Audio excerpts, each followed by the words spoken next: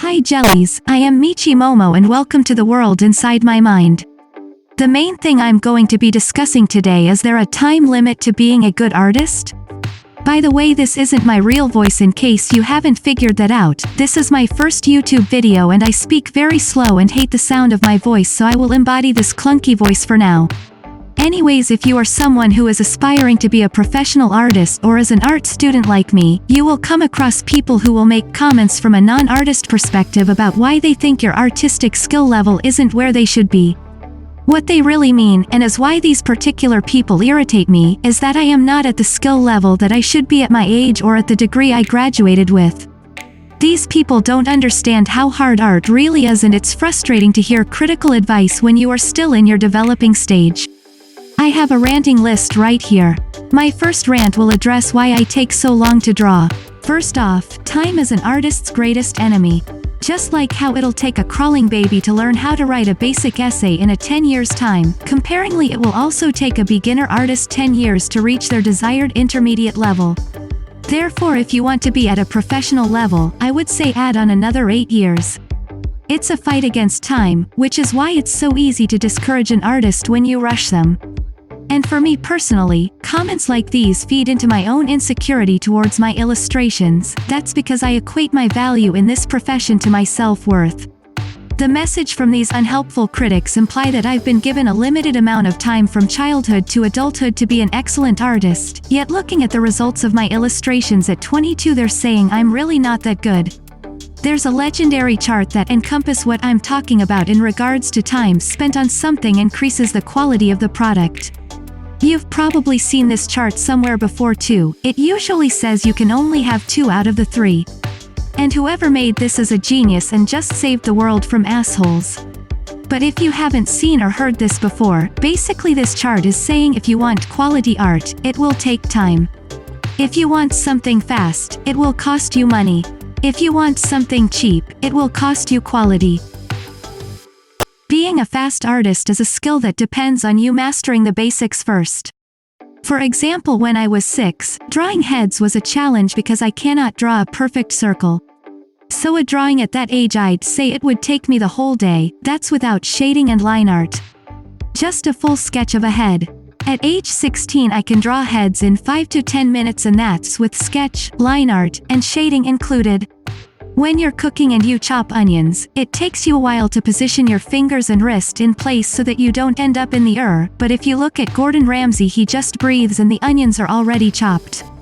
Having the skill set to be a fast drawer is advantageous for sure, and I absolutely agree you should practice to draw a picture within an hour if possible to be part as a marketable, productive member of society.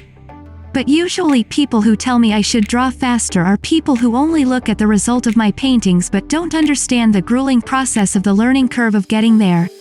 It'll also take you longer if you're a student because you're still trying to understand how to master those technical stepping stones. Beginner artists are more in the experimental stage and in my opinion the most creative people out there because they haven't been molded to fit into a box. Coughs at my university. You're not a good artist. I'm going to use an analogy. If you bake a cake and you take a bite then realize the cake you made tastes like a donkey's booty hole, it's because you haven't grasped the basics of baking a good cake. Ingredients is one thing, but there's technique involved, and if you want to be the next great baker you should equip a background in food science or chemistry so it lessens the time it takes to bake. Even if you taste your trashy cake and think it's good, once you develop a diverse taste profile, you'll thank God that the FDA didn't come knocking on the door. A good artist dedicates quality time into research and studying so that their technical skill sets translate in their paintings. If you look at a quality artist's portfolio, you can tell that they developed over time a visual library, where their perspective drawings, form, value, shape, color profile, background and form clearly demonstrates improvement. Just as it takes time for a baby to go from crawling to talking, drawing takes a long time too. Okay, but your mind didn't change, maybe art isn't that hard? Why would it need to take you that long to draw something?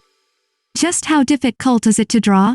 Let me ask you this, if you are presented with 2 surgeons and one surgeon says cutting up bodies isn't that hard and the other one says it is, I'd go with the one that says surgery is hard.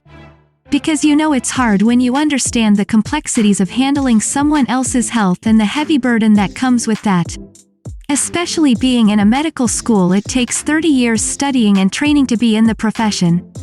Dedicated people would even go as far as not sleeping and skip meals so that all their time is invested in becoming a certified surgeon. The one that says it's easy is obviously a murderer. Art is hard because there are so many levels and learning curves for an artist to overcome. I think when people think about art, they think all we do is look at a picture then just draw it. That can't be further from the truth. Imagine an artist as a crime scene analyst.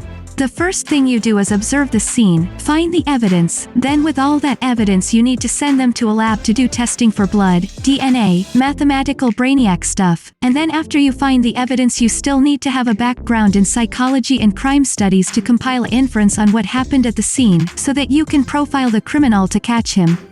The artist is like that. I would look at a picture or references, then I need to collect my evidence and analyze them, which would be the elements and principles of art. There's perspective, there's measurements involved, you have to know human anatomy, which includes the muscle groups, bones, skull structures, and etc. There's coloring and composition, values, and shadows, highlights, etc. Basically it is a lot of work. If art isn't that hard, you look at this class curriculum and you tell me why are there so many lessons and why do they cost so much fricking money? And that example doesn't even include the prices of the art supplies. I remember one of my art classes, for the supplies it costed me $200 and I just cried for days because that is so much money and the materials are still at my home untouched. That is why I like digital art, because I don't need to buy materials. All I need is my tablet and computer and then I am good to go. Which brings into my third point on my ranting list. Your artwork isn't financially worthless. If you are commissioned by someone to draw something, then you are providing a service. The rates should be calculated based on how skilled you are, but also how long it takes you to draw a painting. I have seen artists that will charge $30 for a full-blown illustration, which is fine, but it would suck if you charged it at $30 and it takes you a whole day to finish it. So you're just making $30 a day. Even if you are a fast artist, and it takes you an hour to finish a portrait, but you're charging at a lower price than you should, you're screwing yourself over.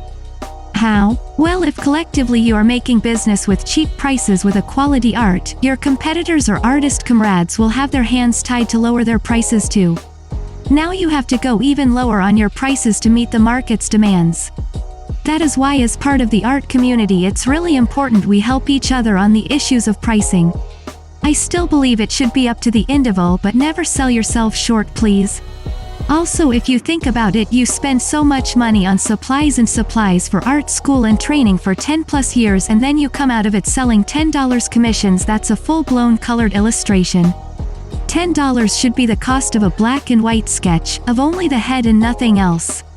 As an illustrator, it already doesn't pay a lot despite the investment in the education and training over the years. I would say the community definitely should be firm in setting that standard so we can continue doing what we love. And what we occasionally hate. Now going back to my main point about if there's such thing as, it's too late to be a good artist. I am going to be honest here. Depending at what age you started, you could get paid less if you're a lot older, outside the 20s bracket.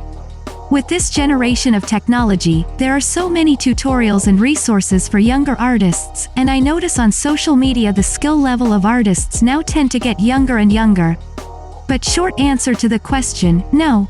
It's never too late despite maybe the payment downgrade. It's more so a matter of, you understand how grueling drawing is in the art world, so do you have what it takes to never give up? I've given up before, and I've given up for 4 years. To be honest, if it wasn't for COVID-19, I wouldn't realize my passion is always going to be illustrations. I can make another video talking about my experiences with giving up on art and how it contributed to my insecurities. Anyways, that's pretty much it for my ranting. Thanks for listening.